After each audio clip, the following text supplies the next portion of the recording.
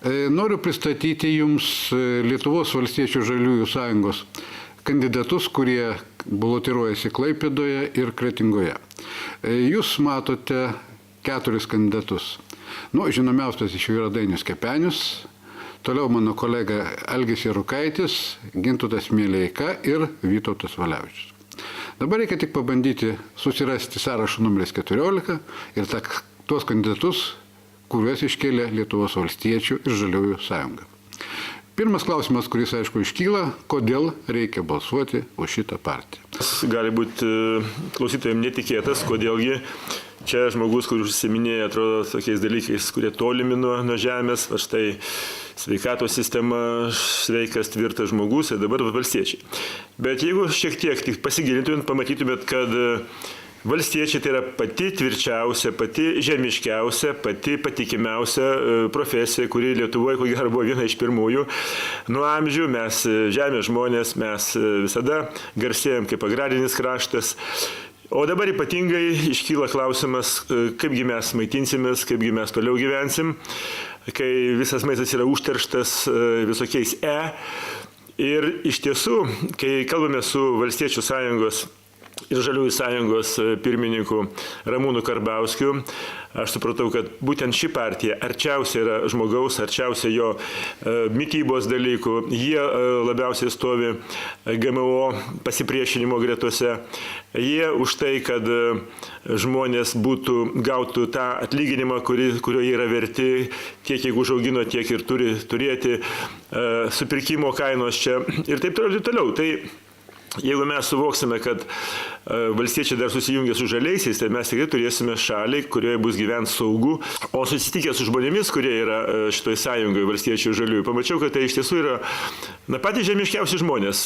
Mums jau tikrai įkyrėjo tos kalbančios galvos, kurios vis žada ir žada, bet jie tik žada savo viens kitam. Ir tai, kad jie susirinkę į vieną kupetą, reiškia, džiaugiasi viens kitų, rodo, kad yra Lietuvoje alternatyvų, kurios šiandien yra užgoštos tuščiakalbių, sakyčiau. Ir patys, mano akimis, ramiausi, patikimiausi žmonės, ir mes jau dabar matome ir debatuose, yra Lietuvos valstiečiai žalieji. Galbūt jie nėra pagirūnai, galbūt jie nėra išpuikėliai ir nedažnai matome juos per televiziją, bet mano akimis, ir kadangi mes turėjome ne vieną praktinį bendrą darbą su šitais žmonėmis, su Valstiečių žaliųjų sąjungos, aš manau, kad aš todėl sutikau būti kartu su jais ir pakviečiau taip pat visą mūsų sveikuomenę būti šitose gretose ir manau, kad mes tikrai neapsiriksime, pasirinkę numerį 14. Sveiki, kurie mane girdite. Už Valstiečių žaliųjų sąjungą pirmiausia reikia balsuoti jau vien dėl to, kad tai nėra raudona ir net ne geltona sąjunga. Žalioji sąjunga tai pirmiausia sąjunga, kuri pasirengusi propaguoti Lietuvoje sveiką gyvenimo būdą, ta, kuri už ekologiškai sveiką maistą, ta, kuri už švarų miestą Klaipėdą. Valstiečių ir Žalioji sąjunga atsigręžusi veidų į kiekvieną žmogų. Kiekvienas žmogus mums yra brangus, kur kas daugiau negu mes vienas kitam, sakykime, kaip yra kitose partijose. Ir manau, kad Valstiečių žaliųjų sąjunga tai Lietuvos padangės ateitis bent jau artimiausius 4-8 metus.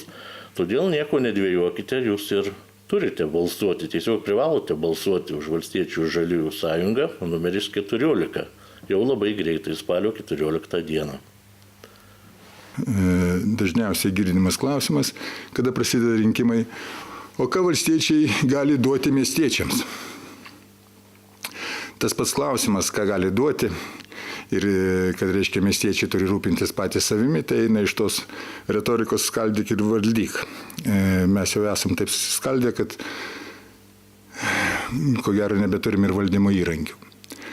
O dabar dėl valstiečių. Visi puikiai žinote, kad pervažiavus Lietuvos ir Lenkijos sieną skirtumas matosi plika akim, netgi neįgudusia akim ir taip toliau ir taip toliau. Visi žinote, kad tenais laukai užsėti, apdorojami ir kada mes grįžtam atgal, aišku, mūsų apima gilus liūdesys. Galima būtų taip ir džiaugtis, kad, sakykime, ūkininkams blogai, kad kaimas miršta, nes tai yra būtinybė, nes to reikalauja kažkokios aukštos pasaulio vystymosi jėgos, bet galim pažiūrėti tą ir visiškai iš kitos pusės. Tai jeigu mes pakeltumėm žemės ūkį bent trečdaliu daugiau negu jisai dabar yra, tai iš karto susikurtų didelis kiekis darbo vietų miestuose. Gal tada nereikėtų, sakykime, važinėti žmonėms iš Kretingos, iš Gargždų į Klaipėdą ir užtvindyti įvažiavimus į miestą. Tai tokie pamastymai tik tais viršūnėlė, kurie atspindi, kad kiekvieną kartą, kai jums sako, kad valstiečiai tai čia yra atskira partija, kuri visiškai nesirūpins miestų ir taip toliau, tai yra tik tais eilinė rinkiminė propaganda. Balsuodami už valstiečius, balsuosite už save, už savo ateitį. Tai man labiausiai rūpi miesto ekologijos ir sveikatos problemos. Aš manau, kad kol kas šita tema yra tarsi šalutinė Lietuvai. Aš norėčiau, kad ji taptų viena iš pagrindinių. Mes kol kas kovojam už ekonomiką, už politinės pertraukas. Vieni didina Seimą, kiti mažina. Kai kurių partijų lyderiai per savo kadenciją spėja pasislėpti keliose šalyse, nerodo savo diplomų originalų. Tai žino atsakymus į visus klausimus. Bet kaip sako liaudė, tik idiotai žino visko. Ir kai kurie politiniai lyderiai. Mes apie juos šiandien nešnekėsime. Mano kolegos labai gerai pabrėžia, kad Valstiečių žaliųjų sąjunga yra ta partija, kuri žemiškiausia. Aš suprantu, kad ten nėra visi idealai, bet tai yra pakankamai gera komanda, kuri gali užsiimti ir ekonomiką, ir ekologiją, ir sveikatos struktūros pakeitimu, taip kad žmonės galėtų naudotis savo piliečių teisėmis pilnai. Balsuokite už šitą sąrašą.